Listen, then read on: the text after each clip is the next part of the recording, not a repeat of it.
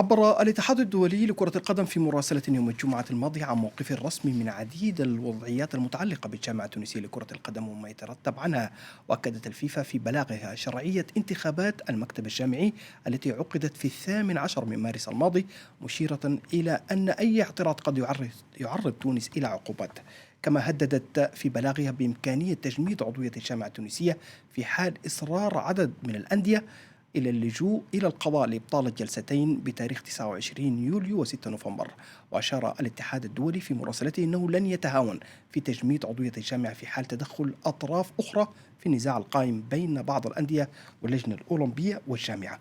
ومعي في الاستوديو ضيفي السيد أنيس بن ميم، المحامي المختص في الشؤون القانونية. الآن الاتحاد الدولي وضع النقاط على الحروف والكرة في ملعب الأندية والاتحاد التونسي. بالتأكيد، هو لما تطلع على المراسلة الموجهة من طرف الاتحاد الدولي تجد أنها أجابت على عديد التساؤلات من المراسلة التي وجه الاتحاد التونسي إلى الفيفا. أجابت على النقطة الأولى بإقرار شرعية كل الجلسات العامة التي تم عقدها في 29 جويلية 2015 في 6 نوفمبر 2015. أقرت بعدم وجود هيكل تقاضي يسمى المحكمة الرياضية التونسية أو الكناس كما يطلق على تسميتها. أيضا حذر من تدخل اللجنة الوطنية الأولمبية والهيئة الوطنية للتحكيم الرياضي في أعمال الجلسة العامة وفي إمكانية إصدار قرارات بصورة أحادية ضد الجامعة التونسية لكرة القدم.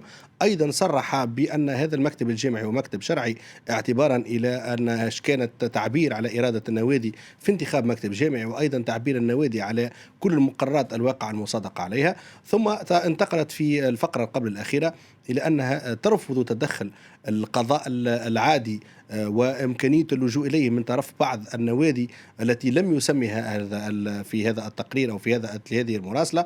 وطلب من الجامعة التونسية لكرة القدم بتحذير هذه النوادي بضرورة الكف عن اللجوء إلى هذه الجامعات هذه المحاكم وإيقاف كل الأحكام الصادرة عنها، وإلا يمكن لها التهديد بتسليط عقوبات كيف ما يسمح به القانون التونسي في القانون الأساسي في الفصلين 11 و12 منه والفصل 68 من القانون الاتحاد الدولي، وإلا سيكون الاتحاد التونسي عرضة إلى التجميد. وفي الحقيقة مثل هذا الموقف ليس موقف يخص الاتحاد التونسي فقط.